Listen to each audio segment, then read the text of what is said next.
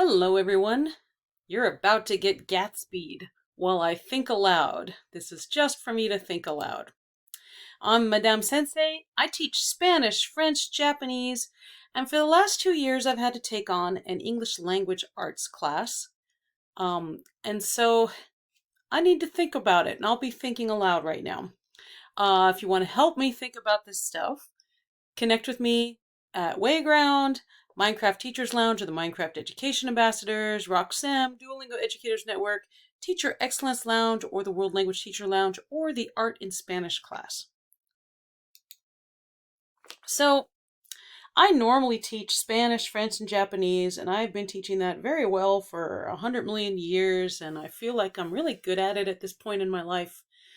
And 2 years ago, my principal came to me and said, well, I'm going to shove 36 people into each of your classes so that you can take on an English language arts class also. And that kind of slowed me down a lot. My class is already pretty packed. You could see here's my Spanish books. Here's French books on one side. This is like a rolling cart and I flip it around with the Japanese books on the other side. I've got anchor charts on all sides of the room. The real estate is really, really precious. And it's a very cramped little portable. So last year, teaching English, I felt like a first year teacher again. It was really incredible. There's all these traffic studies that you have 20 cars on the road and that's just fine. Everything's absolutely wonderful. You add the 21st car and suddenly there's traffic jams galore. That's how I was. Even now, 2 years later, I can't get out of school earlier than 5 p.m. I've just got so many gears to shift and it's been a lot, okay? So I need to think aloud. One thing I had to adjust to is um, I've got students who really, really don't want to be there. Okay, now sometimes, I'll get students walking through the door on day one for any of the language classes saying, oh, I tried to learn this language when I was in elementary school and I couldn't, and so it means I'm stupid. And then I have to deprogram that. I have to lower that affective filter. I spend maybe 6 months doing that for the first year of the language. It's like, oh, let me just teach you how to learn. And I'm really good at that at this point, and I expect that. But from the English language arts students, I don't know. I mean, I know that like they have to take it. It's a requirement, and they just kind of get pushed through the school system. But this year I've got a student saying, it's a girl. She says, when am I ever going to use this? I'm going to go work on a fishing boat and I'm never going to have to write an essay. And I'm like, oh, that's okay because I can teach you how to technical write. I'm sure you're going to need to like write something down about fixing the engine on the ship or whatever. And she's like, nah, I don't need to do that. I can have ChatGPT do that. Okay, so there's problem number 2. And this was a couple days ago, Saturday morning breakfast cereal by Zach Wienersmith. His punchline was, I'm AI generating poems about the value of self-expression. So I am terrified, absolutely terrified of the loss of critical thinking that I see going on. People are, they want to take the easiest way out.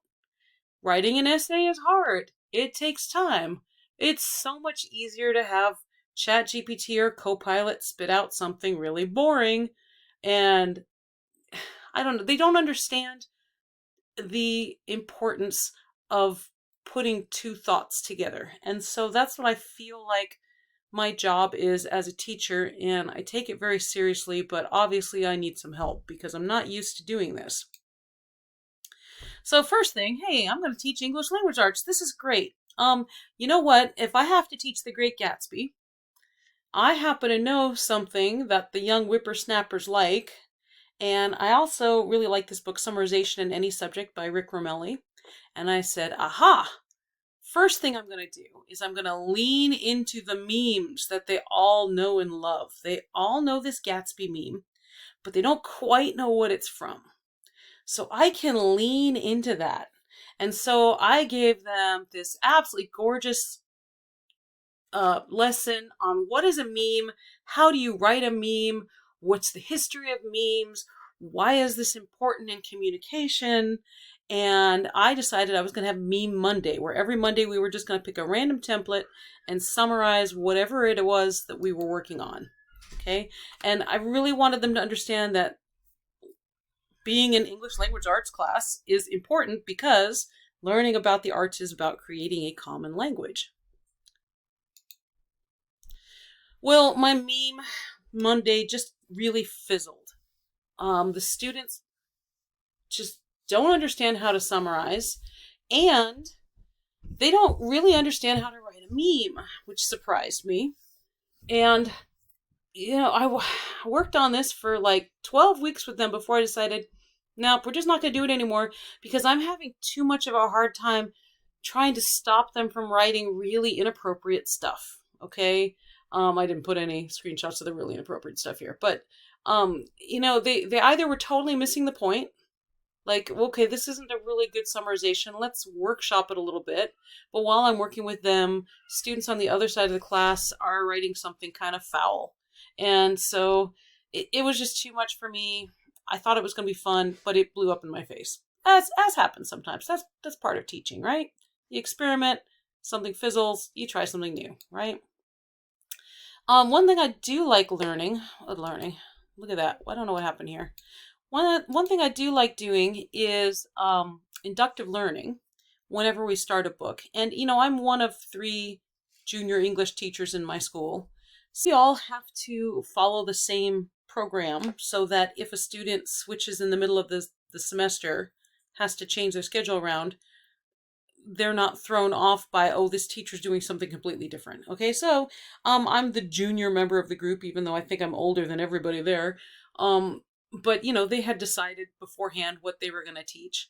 And so, okay, fine. Just hand me the books and I will figure out how to convey this. So, one thing I like doing before we start reading a book is inductive learning.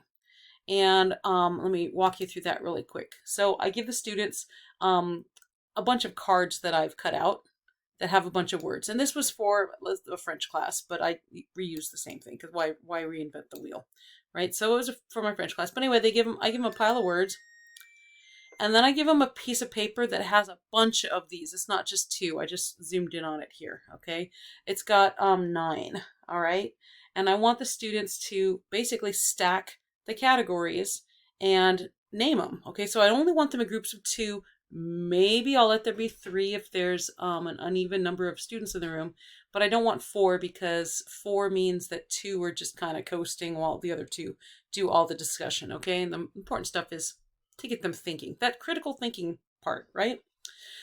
So let me just show you what this looks like. So hypothetically, they get a bunch of words and it might be like flower and bee, and they say, oh, flower and bee go together, and they name it garden stuff. But then they get green and they're like, oh, the leaves are green, so they got to rename it or whatever. And let's see what else. Eyes. Oh my gosh. Eyes. So maybe they say, okay, eyes, and bees have eyes, so they decide to change it like that. Or maybe they put bees in both, but they've got to name the category. And the real trick is that the category has to be very specific. It can't be plants. It has to be something very specific. And these were just like silly little things so the students can kind of get the idea of what it does. But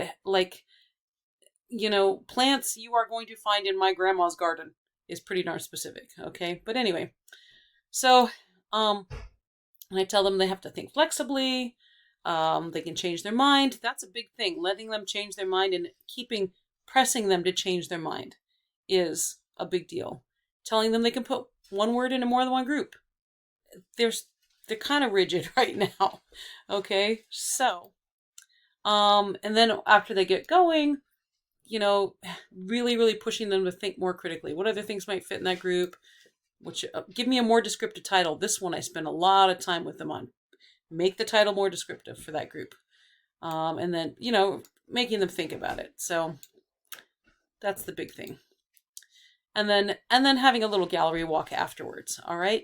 So for Gatsby, here's an example. I think it's because I did this on a different computer and then transferred it to this one. So all my formatting is going to be off. So these were some of my cards for Gatsby, and they were basically the themes or the characters, but not really. I didn't write the name of the characters. I just wrote little things about them, like competitive golfer who cheats. I didn't say who it was. Graduate from Yale. I didn't say who it was. I just want them to be thinking of these things so that when we start reading the book, they're going to say, oh, that's the person who got their nose broken that brings the party to a screeching halt. Oh, so that's the guy who has the cufflinks made of molars. You know, whatever.